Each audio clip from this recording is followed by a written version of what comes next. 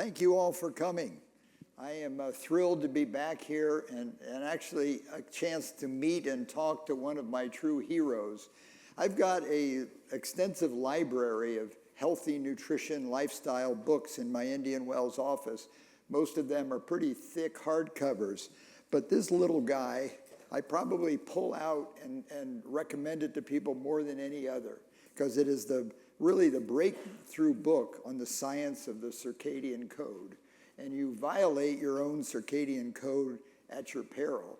And Dr. Panda is really recognized now as the expert. He speaks all over the world. He writes in the New England Journal of Medicine. He is the man about the circadian code. But the key in here, and he's actually, in this book, he's actually argued that time-restricted eating and which is also intermittent fasting, those two are interchangeable. But why the science of that is vital to be healthy. And every one of our cells and organs has a clock, the circadian clock that's really built in our genes. And it's not just us, it's mice and animals and each of our organs. It's so clearly described in here. But so it's just a real treat for us to hear about this science. He comes from the Salk Institute, not far away in San Diego, and has been there ever since he was a student, moving from India to San Diego. So I'm just thrilled that he is here, and we're going to move from the importance of following our circadian clock and move to sleep, since that is the key focus. This is his second book about reversing diabetes through time-restricted eating or intermittent fasting. And then chapter 8 here is all about sleep, which will be the emphasis of his talk. So Dr. Panda, enlighten our audience about your work in our circadian code. Thank you so much. I'm super happy to be here. I was here a couple of years ago. So, every morning when I go to work, I think about this line: to live at our peak physical, emotional, and intellectual performance, irrespective of age, gender, or health status, is a universal human aspiration and also a human right. And every talk that you are hearing here is towards this goal, directly or indirectly. And when you think of peak performance, it can be very different. Like, for example, for young children, peak performance may be doing well in sports or doing well in class. And then for young adults, peak performance might mean doing well in your work or being an athlete, Olympic athlete, or doing whatever you are doing the best. And then as we get older, then peak performance means something else. Peak performance means to be at our peak physical, emotional, and intellectual performance so that we can actually enjoy the fruit of a long life that we have put into work, and to even play with our grandchildren, travel, and stay healthy. But the sad truth is we are not living a long, healthy life. And the reason is four different broad groups of diseases that affect us. Infectious disease, starting from flu to COVID. And we all experienced recently how terrible that is. And then second is metabolic disease, obesity, diabetes, kidney disease, liver disease, even up to cancer. And then the third one is brain health, starting from depression to dementia. And then the fourth one, everybody who has crossed the age of 50, we all have some aches, some pains, some injuries. And then many of us don't exercise because we had some injuries. So then the question is, what can be, and this is not just a fluke, because if we look at the data, then almost 50% of adults in the US have high blood pressure. And in California, 52% actually have pre-diabetes or diabetes. And then liver disease will affect 1 in 3 adults in the US, and also globally it's going to be a big epidemic of liver disease. In our lifetime, 42% will be diagnosed with cancer in our lifetime. And depression and anxiety affects almost half of the population, clinically defined depression and anxiety. And digestive disease also affects almost half. Everybody has some digestive issues, and as we get older, it gets worse and worse. And the same thing happens with injuries. Nearly half of us by the age of 60 have some injuries, and 2 to 3 out of 10 people will have some long disease. So then the question is, what would be an ideal longevity plan if you want to have one magic pill or magic lifestyle that should be able to prevent disease to begin with? And if we have a disease, then it should help us to actually manage those diseases. And then after we are cured, so for example, people who had a heart attack, then we should be able to, with the same plan, we should be able to come back to full play, that is recovery from injuries or from any illness. And finally, we should be back to, again, full functionality. But the sad truth is we don't have anything that actually addresses both flu and diabetes or anything, any two diseases. The best we have is Tylenol PM. And if you have that, if you have a stuffy nose, maybe it will reduce your stuffy nose and you will get a good night's sleep. Beyond that, we don't have much. So in that context, I want to introduce the concept of circadian rhythm. So that means circadian rhythms are the timetable of different things that are supposed to happen in our body in every 24 hours. These are pre-programmed. And the best example of circadian rhythm that you all experience is going to sleep, but that is just one aspect. So for example, if you are lucky enough to have gone to bed around 10 o'clock last night, then your deepest sleep happened around 12 to 1, and then anticipating waking up, even before you wake up, your circadian clock actually kicks in and accelerates your breathing, your heart rate goes up a little bit, your body temperature begins to rise so that you're ready to wake up. And the reason why you feel so grumpy if you're waking up to an alarm clock, not to your own internal circadian rhythm, is your body is not ready to wake up. And then after we wake up, if we go outdoor and have some bright daylight, then your melatonin levels drop. And that's the time when your cortisol, the stress hormone, reaches its peak right after we wake up. That's the time when bowel movement is most likely, if you're healthy, if you have a healthy gut. And then peak insulin sensitivity. So that means that's the time, the first half of the day is when we have much better ability to digest and process food that is slightly higher in carbohydrate, whereas the second half is not that good. And then highest alertness happens sometime just before noon. So that's the time when if you have any important meetings or for kids, those who are prepping for math, so that's when we have the best executive function. And right in the afternoon, then our muscle performance improves. So those who are young, who are trying to be athletic, so that's the time when most of the world records are actually broken in Olympics. And for older adults, exercising in the afternoon is much more effective in reducing blood pressure and reducing blood sugar than the same exercise in the morning. And then for older adults, this is the time when our motor coordination is best. So the risk for fall, risks for injuries are actually minimum in late afternoon exercise. And then as the evening rolls in, your melatonin, the natural hormone that helps you sleep, that rises, and then you get the good night's sleep that everybody deserves.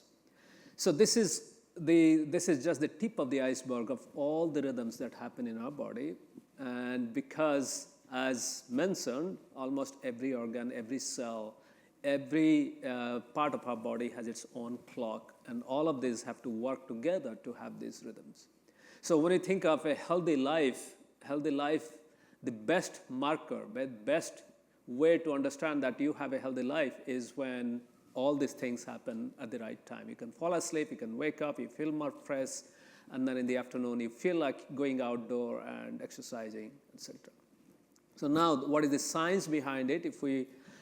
My lab and many other labs do a lot of experiments, mostly in animals, mice, rats, etc., because we cannot actually take human brain tissue, for example, at different time of the day.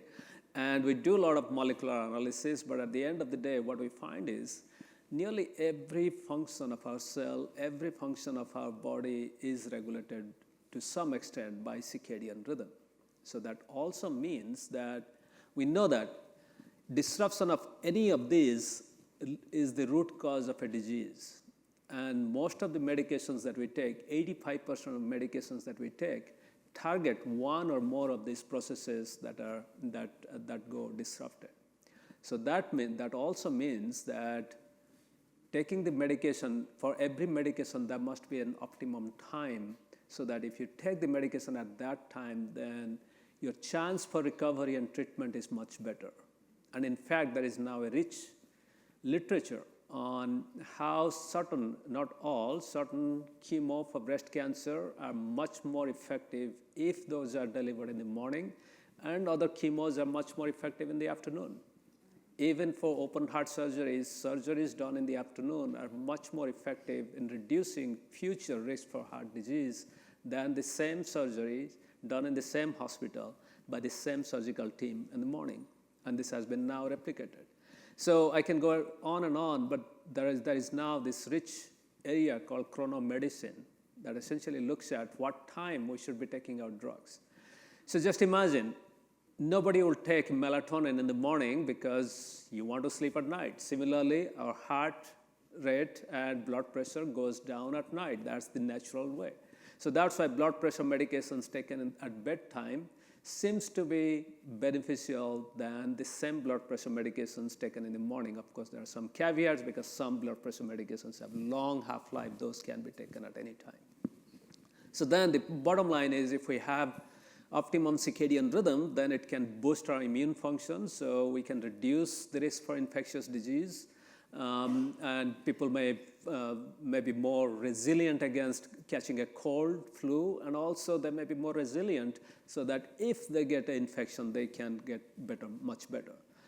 And then optimum circadian rhythm will boost our metabolism so that we are protected against obesity, diabetes, liver disease, etc., and even cancer treatment.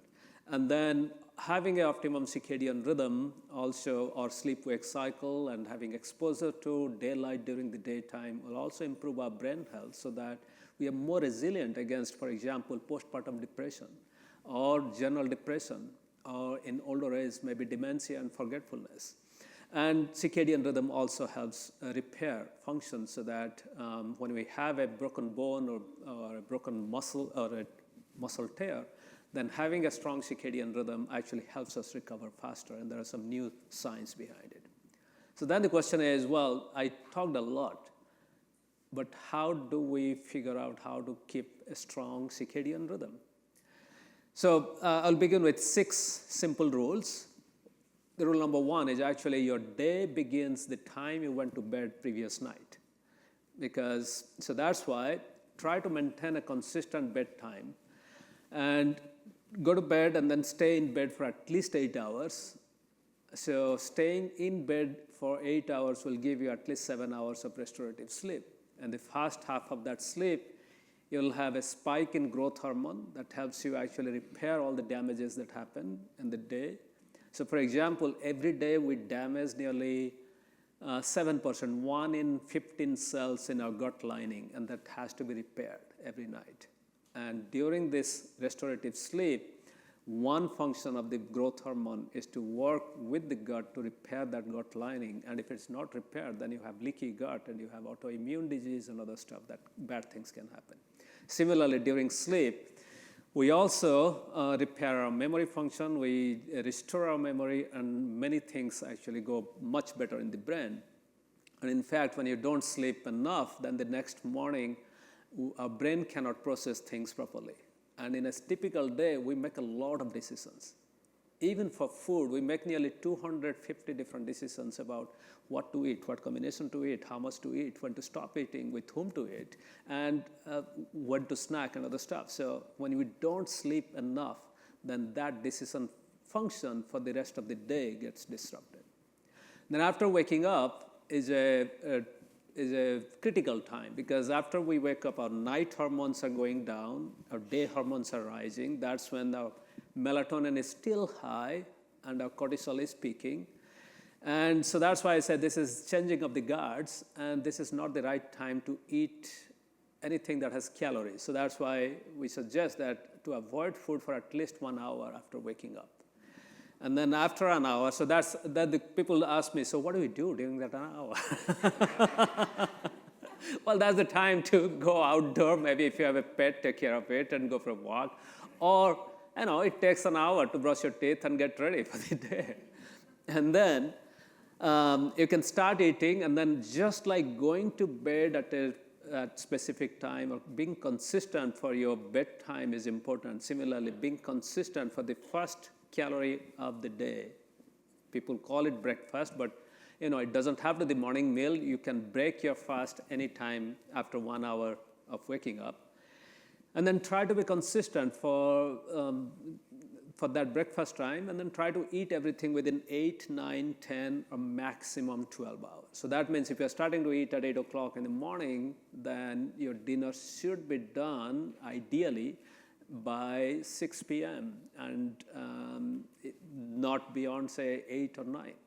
Because by compressing this eating window during the daytime, you're actually helping to strengthen our circadian rhythm in our gut, liver, heart, all these organs, so that they can work much better. And then after your last meal, it takes at least 3 to 5 hours for the gut to digest that meal. So although you stopped eating, if the mouth stops eating, the gut and the intestine, all of this, they still continue to work for the next 5 hours. They don't get to sleep until almost midnight. So that's why stopping meal at least 3 hours before bedtime is the best. One of the way it actually helps you to even better sleep.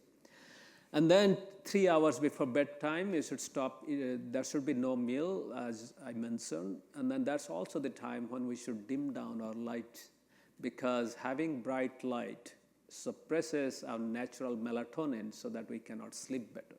So that's why these are the 5 rules, and then the 6th one is during daytime, be outdoor for at least 30 minutes.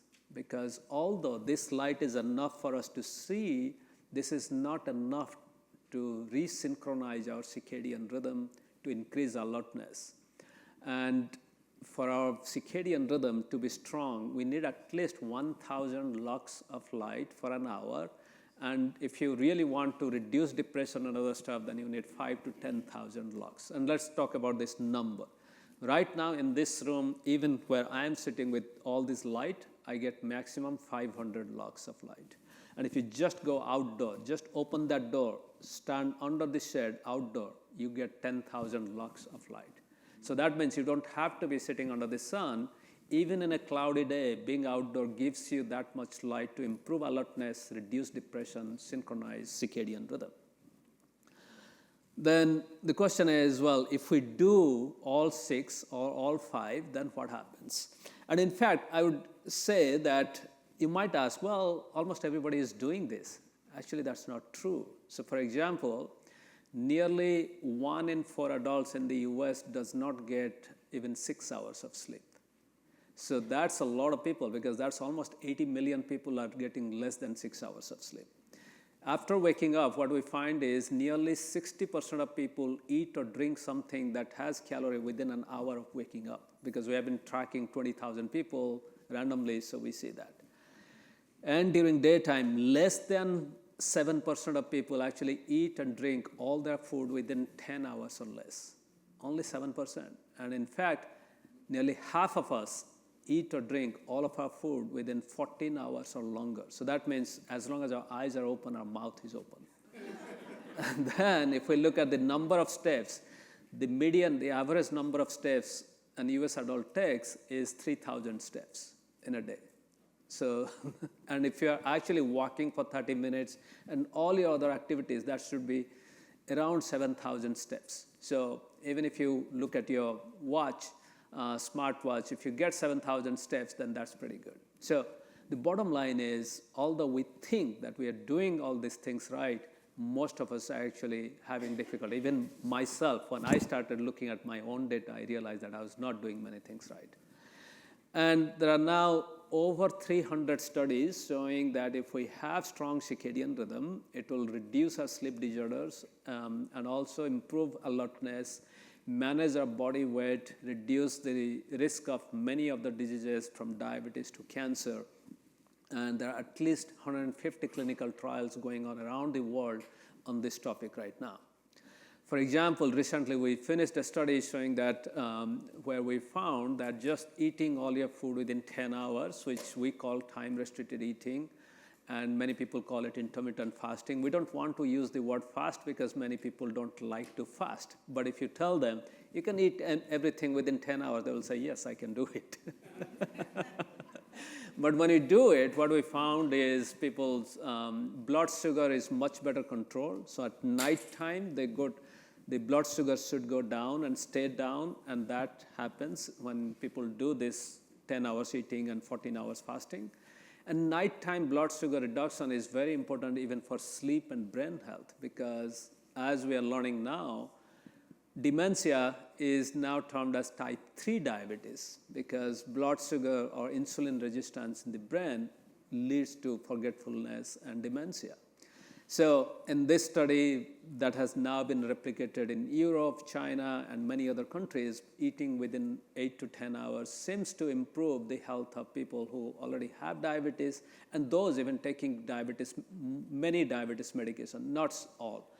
The ones who are on insulin or those who are on sulfonylurea kind of drug, they have to be a little bit more careful. They have to consult with their physicians, and everybody should, of course, consult with their physicians, but this is one that has been replicated. So what I have said so far, this is just the tip of the iceberg, because as I said, circadian rhythm can help you optimize when you take the medication to get the best out of medication.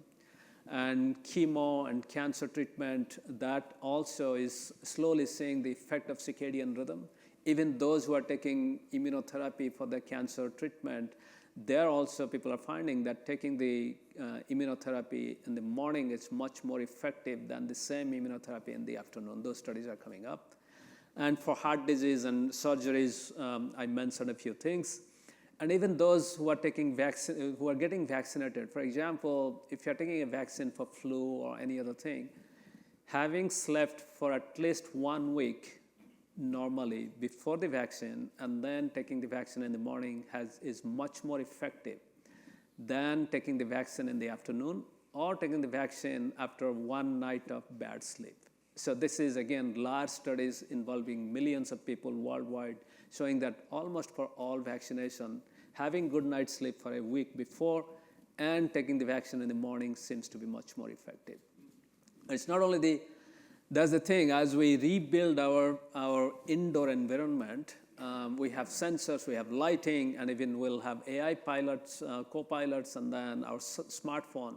The point is, as we enter this new era, can we think of inserting a circadian concept into all these wearables, all these technologies that is around us? Imagine in future if we have a robot, then should that robot be trained on my circadian rhythm so that that robot can give me care according to my circadian rhythm and can nudge me to go to sleep and stay away from my bedroom when I'm sleeping and nudge me at the right time to wake up. And as I touch the robot, can the robot sense all my physical and emotional sense through temperature or pulse or any other thing, so that the robot or the sensors can actually alert when we are sick and when we want to recover.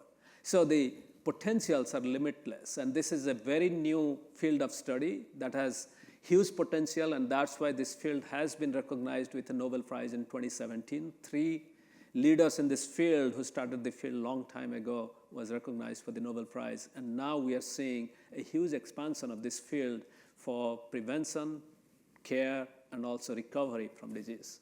Thank you. Wonderful. What I'd like to do is reinforce a couple of your points.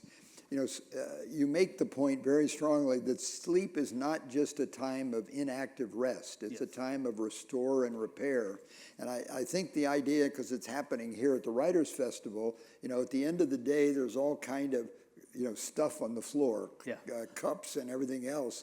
And what happens, we come back in the morning and it's all cleaned up. Yeah. So think of the autophagy, which is cleaning up the old cells and getting them out of the way. You need this time of rest and time-restricted eating for restore and repair your body for the next day. Yes, that's right. When you're thinking about time-restricted feeding or stopping to eat 3 hours or 4 hours before bedtime, Just imagine, as I said, your gut lining is damaged throughout the day, and that needs to be repaired. And just like you cannot repair a road when the traffic is still flowing, you cannot repair your gut lining if you're eating until you go to bed. So that's pretty common sense. And unfortunately, many of us, we need a nightcap, and some people say, well, I cannot sleep unless I have a bedtime snack. But actually, when you do that, we reduce the repair process. You may not feel it the next day, but it actually manifests down the road in terms of many autoimmune disease or systemic inflammation. Another comment, I deal with, I'm pretty much all seniors in my practice because I work here, and I get the complaint of dizziness and vertigo in the morning when people get out of bed. And I think, you want us to delay our calories to let the time-restricted eating, but don't delay hydration. We breathe water vapor all night, so having hydration, you make the point about have some water at your bedside. If you have a dry mouth or something, do something with that. Yeah, hydration is very important, and as we get older, one thing that happens is your body doesn't sense when you are thirsty. And so that's why you have to kind of keep track of when we hydrate. The simple thing, when I think of circadian rhythm or our body, is when you're young, our body is almost like a car on full self-driving. You don't have to think about it. It will actually drive, and it has all these rhythms. And as we get older, it goes into automatic driving. And then after 50 or 60, it's a manual car. Unless you pay attention and actually change gear at the right time and all this, you have to be very attentive. And that's exactly what happens as we get older. And hydration is a simple example. It means when you are young, we actually feel thirsty and we drink water. And as we get older throughout the day, we sometimes even I forget that I was thirsty. And then that's a very important point. Another thing is when you are in a dry place like Palm Spring, you may be sweating, but then the sweat is drying out, so you don't actually understand how much electrolytes you are losing. And that's why sometimes even it's better to supplement your hydration with some electrolyte. Even homemade electrolytes are good enough. And that's another point. Very good. Yeah, the plasma, the water in our body isn't plain water. Yeah. It's water like the ocean. And so, electrolytes are really critical, and more people, including myself, focus on electrolyte water. Let's talk about melatonin a few minutes, the sleep hormone, which also is an antioxidant and has a lot of properties. But the main source is the pineal gland of the brain. And I was in medical school and residency before there were any CT scans or MRIs. To find out if someone had a shift in their brain, like a bleed, we had to do a skull film, and we looked at, over age 65, we could rely on the pineal gland being all calcified, and that would tell us whether the brain had shifted. And I believe that's part of the puzzle, that seniors don't have as much endogenous melatonin. As you have a wonderful chart in your book about the age that people are and how many hours they typically sleep. So, what's your thoughts about taking melatonin, especially at night, to kind of assist you to get deep sleep? Yeah, so melatonin, as you said, is a body's hormone, and I think this is the only hormone that is not regulated by FDA. So that means you can even in laboratory studies, you can never kill a mouse by putting too much melatonin into it. But you can kill a mouse with almost every other hormone if you put too much of it. So having said that, we thought that melatonin is very benign, and you can take as much as you want to get a good night's sleep and whenever you want.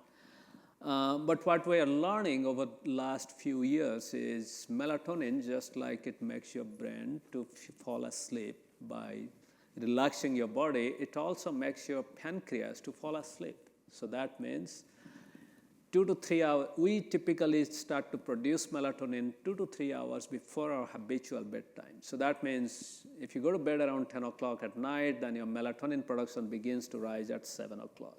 if we turn down the lights. If we turn down the lights. And then you pioneered some of the work on the importance of blue lights. Yes. Because we're on our phone and our iPad before we go to sleep. Yeah, so we'll get to the light. What does that tell our bodies? Yeah, so we'll get to light after we talk about the melatonin. Sure. So then, what happens is melatonin, as it increases, it actually reduces your insulin production from pancreas. So that means you should take melatonin after at least 1 hour of your last dinner, because in that way you don't interfere with the insulin production. In fact, people are saying that taking melatonin right after dinner or right before dinner increases your blood sugar after dinner. So one rule of thumb now is, if you want to supplement your night with melatonin, wait for an hour after your dinner and then take your melatonin, and then the dosing, of course, depends on your body. Some people fall asleep with 1 milligram melatonin, some need 10 to 15 milligrams. So this is where you have to do a little bit of experiment on yourself. It's not going to kill you.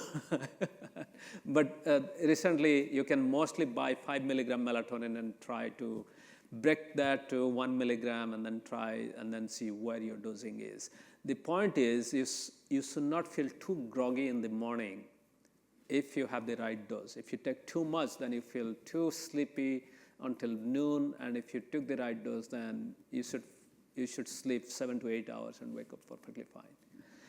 Light is a very important point, and this is very close to my heart. The reason why light and this blue light became such an important thing in circadian research was, starting from almost 100 years ago, 1925, a Harvard graduate student figured out that he had some blind mice in his room, and he figured out that these blind mice, although they cannot see the world, they can sense light, because the pupil would constrict and many other functions will happen normal.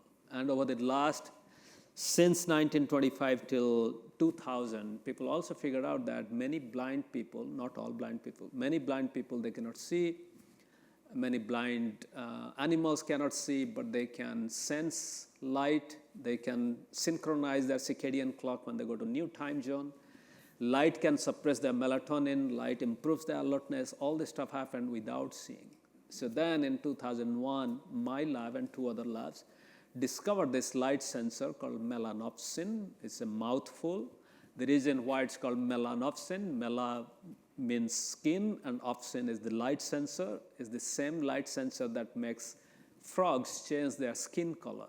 So it gives a natural sunscreen to frogs. This was discovered, and then what we find is, in our retina, we have nearly 5,000 of these light sensors. They sense this blue light, send that information to resynchronize our clock, increase alertness during daytime, and if you're a little bit sensitive to light, these are the same light sensors that can trigger migraine pain, and those who have migraine pain, you don't want to be in a lighted room because of this light sensor.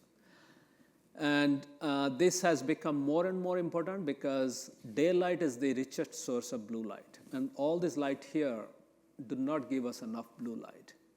So then what happens is, light, this discovery of this melanopsin and blue light sensing protein changed one big thing in human history. We have been using light to feel safe and to decorate our house in the evening and all that stuff. But after this discovery, light became a way when we can use light as a therapeutic agent.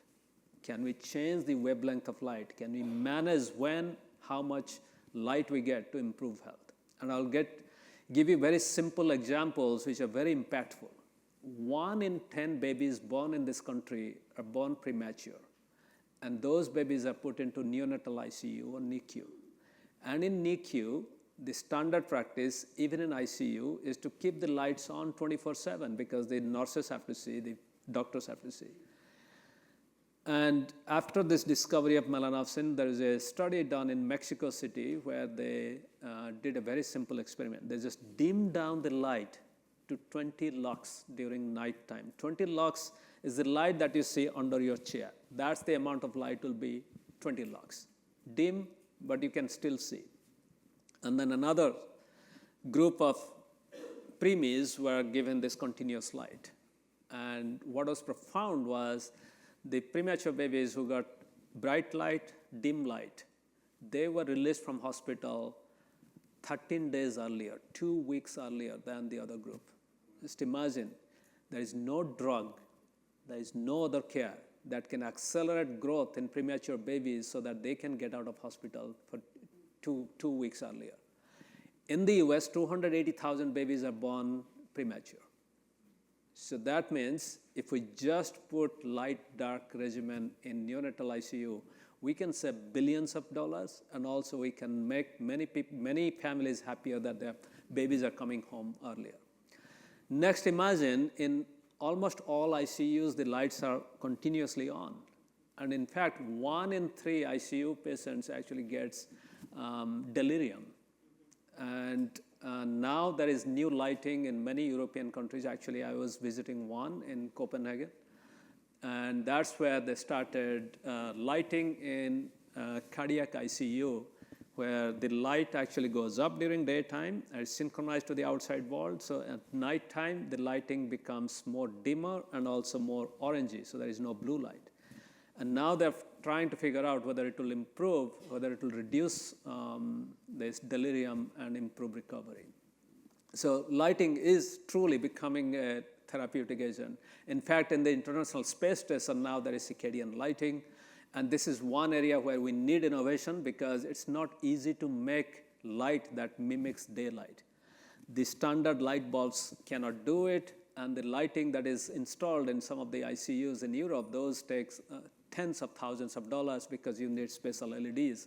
But this is one area where one can innovate and have circadian lighting in everybody's house. But what you can do is at least you can dim down your light. Instead of light switches, have dimmers, so that in the evening, at least 2 to 3 hours before your bedtime, you can dim down the light. You can program your cell phone and laptop so that they can change to orange light. And some people actually wear this blue filtering eyeglasses that look like you're kind of a pop star or something because they're orange color. And sometimes they do work. There are a lot of people, they actually swear that it helps them. And there is biology behind it, because if you reduce blue light, you crank up melatonin production. So that substitutes for your melatonin pill. You know, your second book, and the talk talks about or focuses on how fasting, intermittent fasting, can actually help you reverse diabetes. Yes. Of course, eating the right foods and avoiding sugar is, a big part of it too. I call it 2 sides of the coin. But we have an opportunity here at the festival at 10:30 this morning. A colleague at USC, Walter Longo, will talk about, he's got a new book called Fasting Cancer, and how intermittent fasting can inhibit the growth of cancer cells. It's really important. You've provided everyone in the audience with a wheel, and your circadian wheel to kind of keep us on track. Describe how to use your wheel. Yeah, so maybe we don't have a wheel here, but yeah, sure. Thank you. Thank you. That's all right. I got one. Yeah, so what you do is, first you figure out your age group. Almost all of us here belong to the age group 1, so that's okay. And then what you do is your wake-up time, the number 2, what time you usually wake up. Suppose, say, you wake up at 7 o'clock, just line up the wake-up time, this one, with 7 a.m. And then as soon as you line up, then it tells you at what time what happens in your body. So for example, if you wake up at 7 a.m., then your peak executive function, problem solving, alertness happens around 10 o'clock. So that's the peak time when you can do complex tasks. And then if you're waking up at 7 o'clock, then your peak athletic performance or doing outdoor work or working out will be 5 p.m. and so on. But if you're waking up at 10 a.m., then again, you turn the wheel to 10 a.m., then it tells you what time, what things will happen. And number 3 is the fast calorie. So for example, if you're waking up at 10 a.m. and your fast calorie is at noon, then when you should stop eating, when you should go to bed, it tells you that. So the first thing is all of you belong to the group 1, so line up the orange arrow to what time you typically wake up, and then the next... Wake up or Get out of bed. Yeah. Those are yes. Lying in bed with your eyes closed, even if you aren't asleep, has value. Yeah, that's valuable. That's very valuable. So that's the way to use it. On the reverse side, it tells you if you do any of these 6 points that I mentioned, then what are the potential benefits. It does have a magnet on the back, so if you would like, you can stick it on your fridge. It reminds you when to do what. Thank you. You know, Dr. Panda, this has been, I think everyone in this room, if they follow this kind of advice, will leave here and become healthier. You know, what talk could do that for you? There's a biologist at Harvard Medical School you refer to named David Sinclair, who's rather famous because he's all over the internet. But he was asked in a video or a podcast, I should say, if this is David Sinclair, if you could boil the advice on how to live healthier and longer, what would you say? And he said, I'll do it in 3 words: eat less often. And that feeds, right into this, don't eat all day. Get your eating. If you need to lose weight and burn a lot of fat, it's helpful to even get your eating window as low as, 6 or 8 hours to give your body not only that restore and repair, but let your pancreas burn fat instead of burning carbohydrates. Yeah, even having a strong circadian rhythm is not only for weight loss, as I mentioned. So, for example, women in their childbearing age, if they have a strong circadian rhythm, just eating fasting, this time-restricted eating, is showing that it actually helps them to have a regular menstrual cycle. And also those who are pregnant, circadian disruption increases the risk for miscarriages. So having a strong circadian rhythm reduces that risk for miscarriage and have a healthy baby. And then even in children, and there are now studies on thousands of children showing that those who go to bed at a consistent time in the evening have a lower risk for obesity, ADHD, ASD, 5 to 10 years down the road. We are not talking about like 5 to 10 years old, starting from the age of 2 to 5, if they have a strong circadian rhythm by just making them go to sleep at a consistent time. And that time should not be like at midnight. It should be around 7 or 8 so that they can get 10 to 11 hours of sleep. So, I mean, we should not think that intermittent fasting or time-restricted eating is only for weight loss. It's actually throughout our lifespan.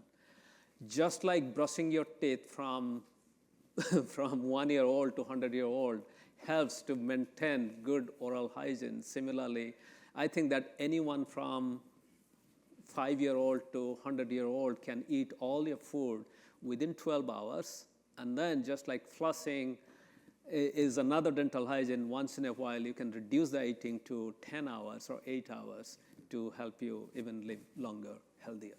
I asked Dr. Panda before we talked if he's part of the group that wants to get rid of changing our clock twice a year because of the data that suggests that there's an increase in heart attack after we disrupt our circadian code through changing the clock.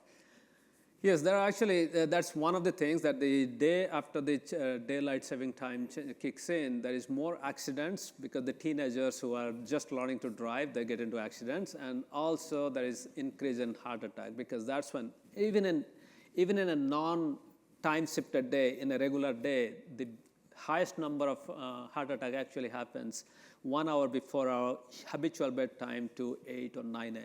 So our heart is, when you ask it to waking up, is a big pressure on the heart. Yeah. So that's why. Dr. Panda is going to be here available for book signing and for any questions that you have when you go up and get your book signed. So I really appreciate your being here. This is, this advice is, I think, some of the most powerful and healthy advice we could be presenting today. Thank you very much. Thank you.